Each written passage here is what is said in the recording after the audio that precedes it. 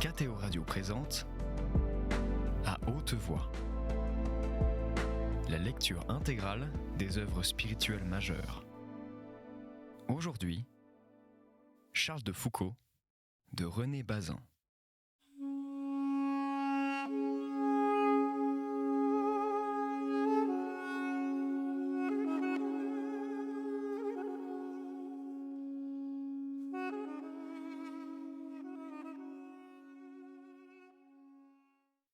Chapitre 12 Tamanrasset.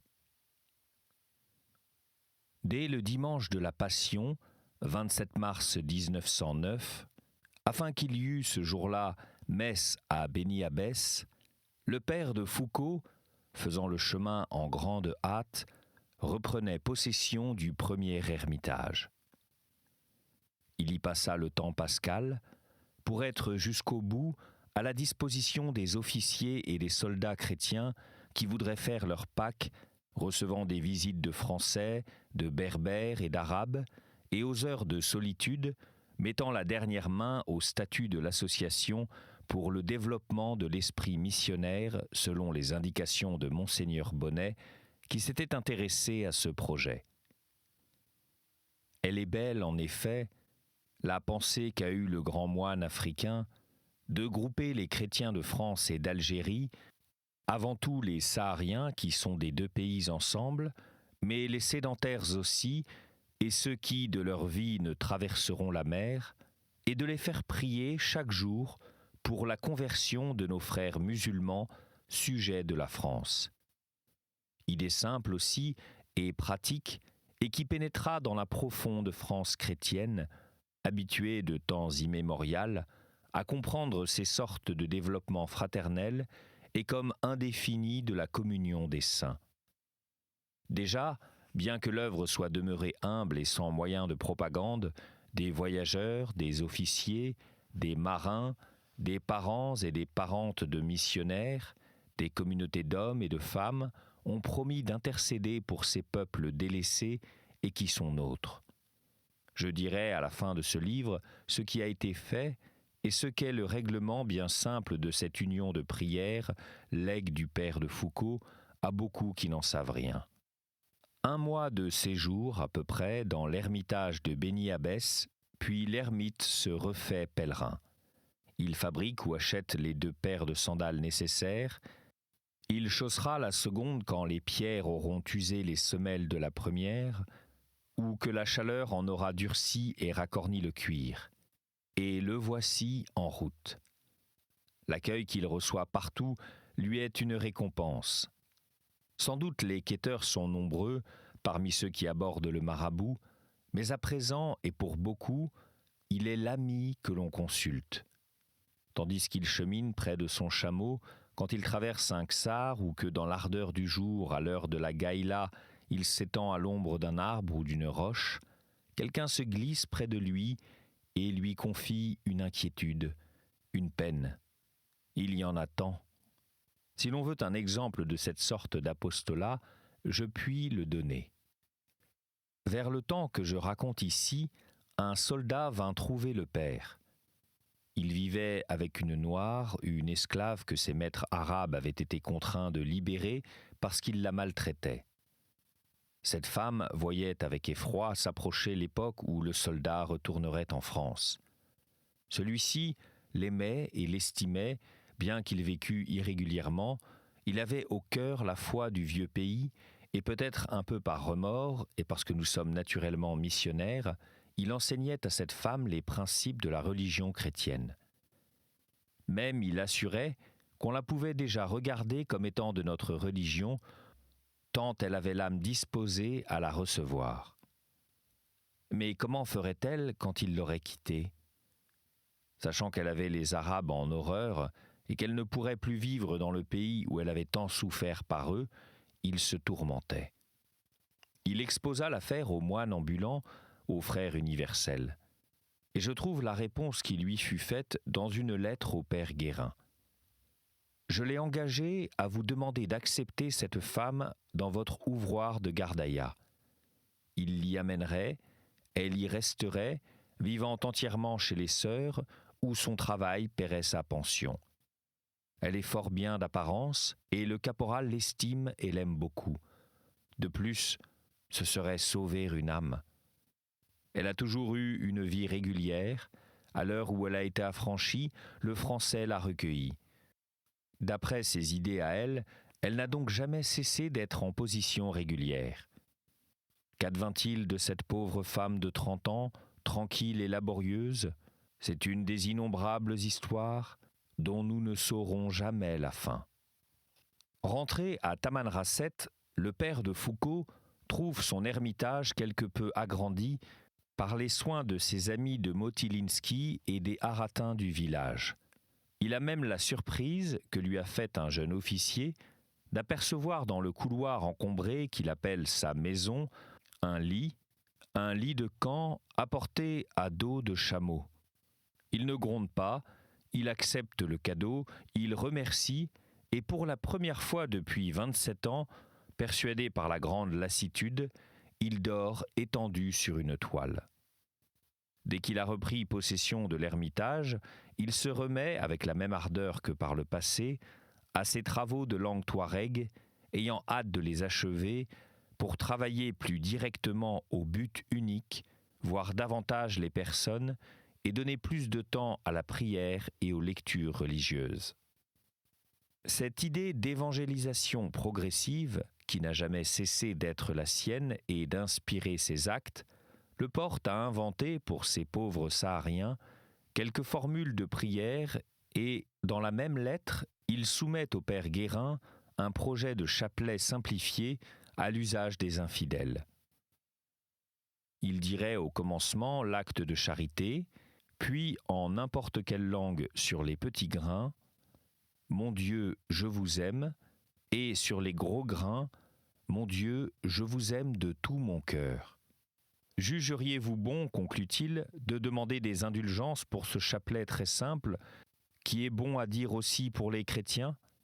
Et la lettre se termine par cette belle échappée, où l'on voit quel souvenir secourait cette grande âme dans la vie misérable et presque sans réponse. C'est aujourd'hui la fête de Saint-Pierre et de Saint-Paul. Il m'est doux de vous écrire en ce jour, ne nous effrayons d'aucune difficulté, ils en ont vécu bien d'autres, et ils sont toujours là. Pierre est toujours au gouvernail de la barque.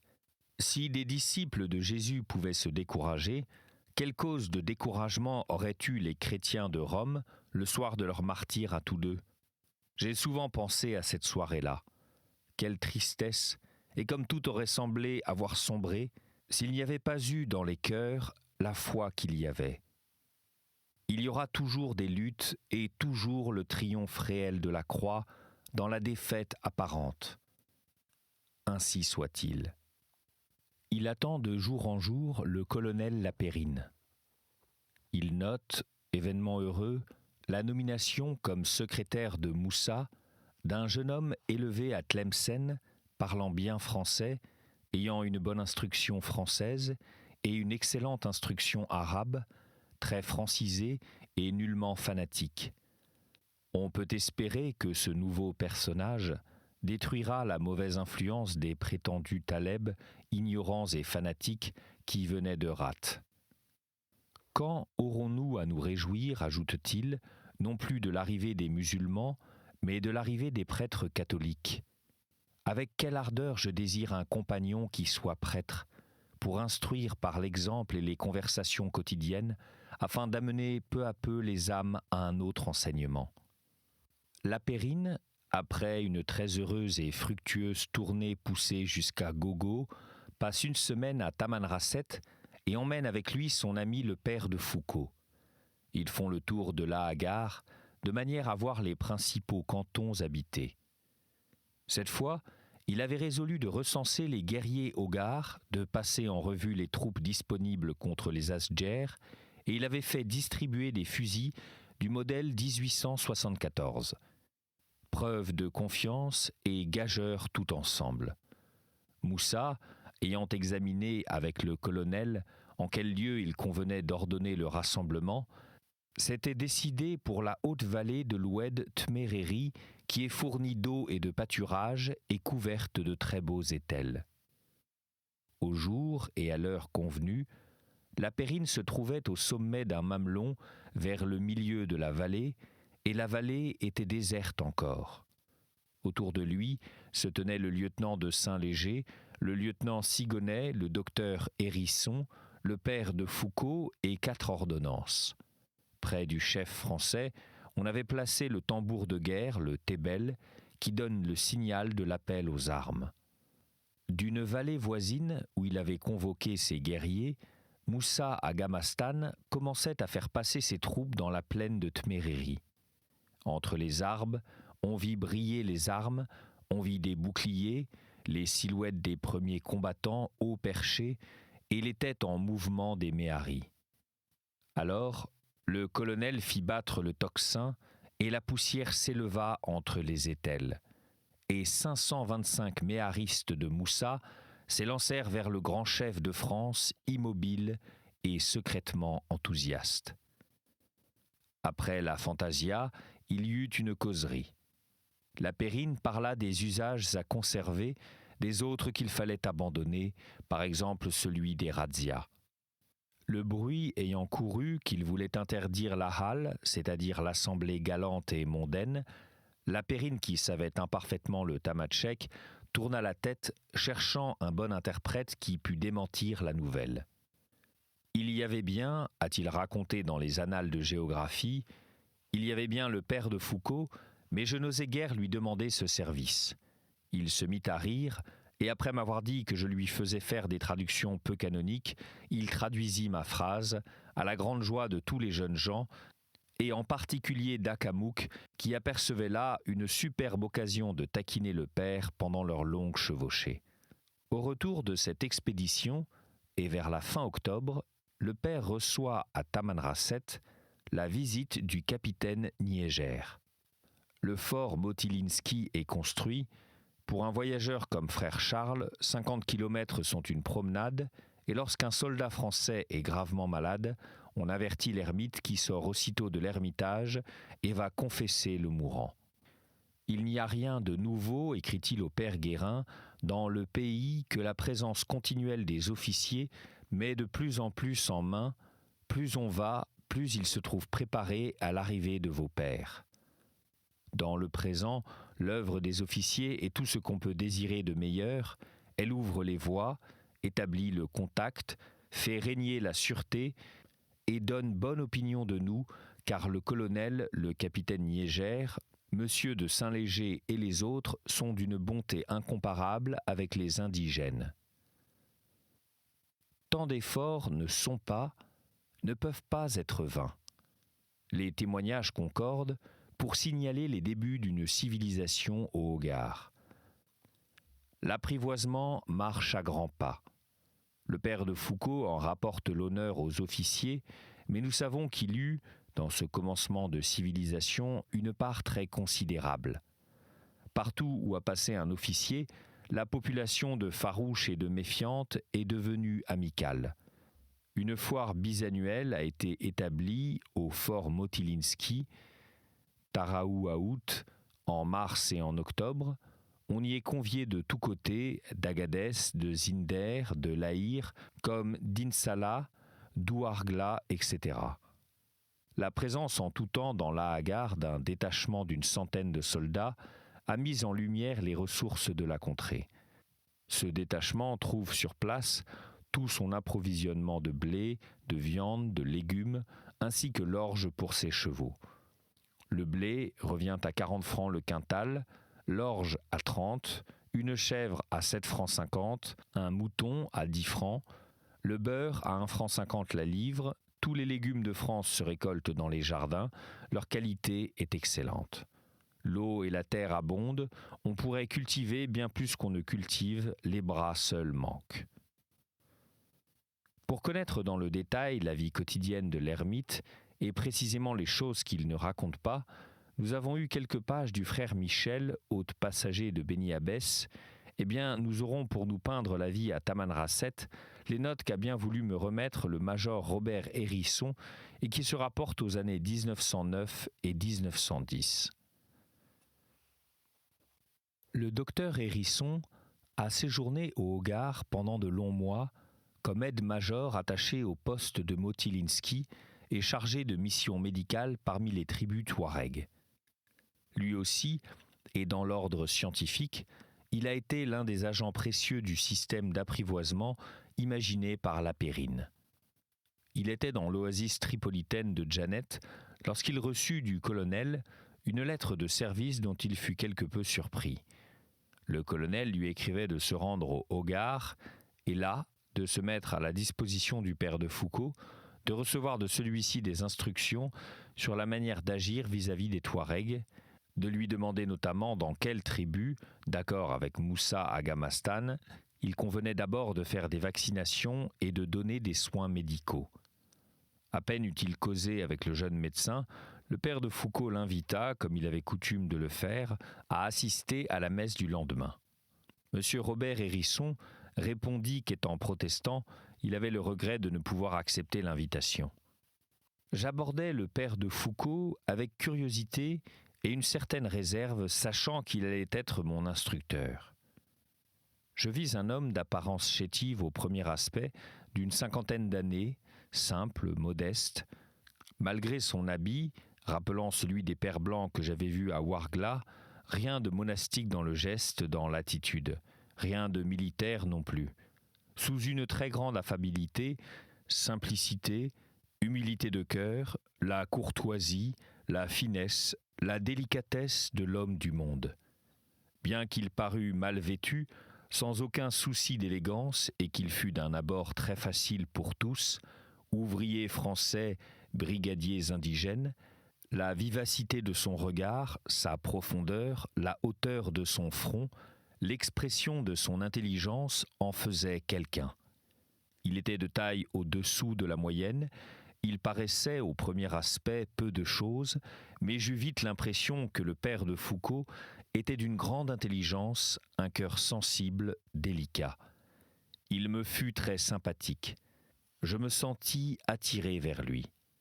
Je vis qu'il était adoré de tous les Français qui le connaissaient déjà et qu'il y avait même chez les sous-officiers, artisans, une certaine fierté de pouvoir causer avec le père de Foucauld et correspondre par lettres avec lui aussi simplement, aussi familièrement qu'avec un de leurs vieux camarades.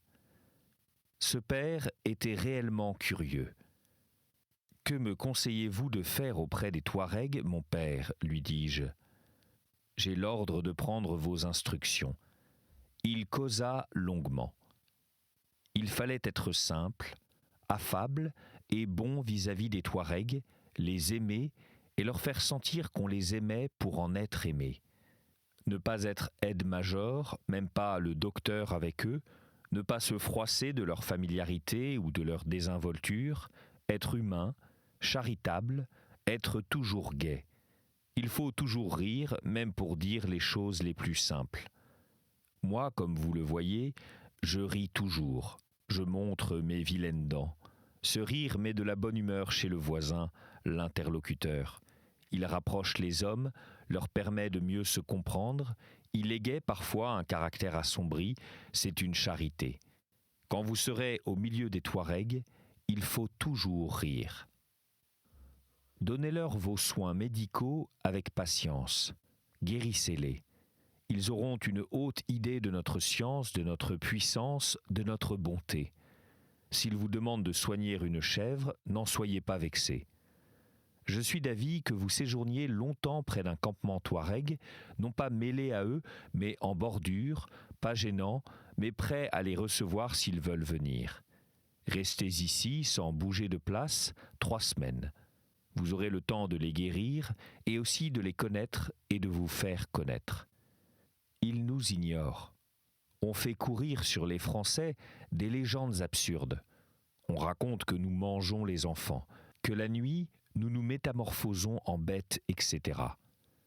Racontez, en vous aidant d'un interprète, à ceux qui aimeront à venir causer avec vous, notre vie intime, familiale, nos mœurs, nos coutumes, la naissance, le parrainage, l'éducation religieuse des enfants, le mariage, les lois du mariage, les devoirs entre époux vis-à-vis des enfants, les décès, les cérémonies, les legs, les testaments, quels faits on honore, quels faits on méprise.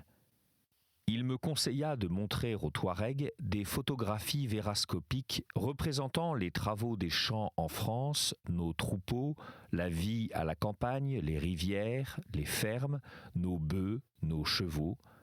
Faites-leur comprendre que la vie des Français est faite d'honnêteté paisible, de labeur, de production. Montrez-leur que le fond de la vie de nos paysans est le même que le leur, que nous leur ressemblons, que nous vivons comme eux chez nous, mais dans un plus beau pays. Vous aurez sans doute des loisirs, car le pays est très sain, il y a peu de malades, et puis la population est très clairsemée. Que comptez-vous faire ? Le colonel, dis-je, m'a chargé de recueillir des échantillons de plantes pour les envoyer à Alger à M. Trabut, le professeur de botanique qui en déterminera l'espèce. Je vais essayer aussi de créer un jardin potager à Taraou-Aout. Il serait intéressant, me dit le père de Foucault, de savoir si une autre race que les Touaregs a habité le désert. Il y a ici des tombeaux très anciens, des tombeaux de païens antérieurs à l'islamisme. Ce sont très vraisemblablement les ancêtres des Touaregs, mais ils ne veulent pas en convenir. Vous pourriez faire des fouilles. Ils ne verront aucun mal à ce que vous exhumiez ces ossements. Vous pourrez ensuite déterminer la parenté de race existant entre ces païens et les Touaregs d'aujourd'hui. Le père de Foucault était l'âme du Hogar. Le colonel Lapérine ne faisait rien sans prendre son avis et Moussa Agamastan agissait de même. Les indigènes avaient une telle estime pour lui qu'ils le prenaient pour juge. J'ai assisté un matin à cette scène fort curieuse. Il était devant sa porte, un peu incliné vers la terre, vêtu de blanc. Devant lui, au premier plan, deux immenses Touaregs, vêtus de noir, le visage voilé par le litam, en grande tenue cérémonieuse, l'épée au côté, le poignard à l'avant-bras gauche, la lance dans la main droite. Derrière, d'autres Touaregs, 4 ou 5 accroupis, témoins ou auditeurs. Il s'agissait d'une histoire de vol de chameaux et de coups donnés aux Noirs, esclaves du propriétaire et gardiens du troupeau. L'un accusait, l'autre niait. Tous deux avaient cette attitude emphatique, théâtrale des Hogars, le geste impérieux, la voix martelée, mais assourdie par le litam qui leur faisait comme un léger bâillon. Finalement, on apportait un Coran, et l'accusé protestait de son innocence en jurant sur le Coran devant le père de Foucault. C'était À Haute Voix, une émission de KTO Radio. Aujourd'hui, Charles de Foucault de René Bazin. Lecture, Fitzgerald Berton. Captation et réalisation, Aymeric Plouinec et Thibaut Dagalier. Une émission disponible en podcast sur ktoradio.com et sur l'application KTO Radio.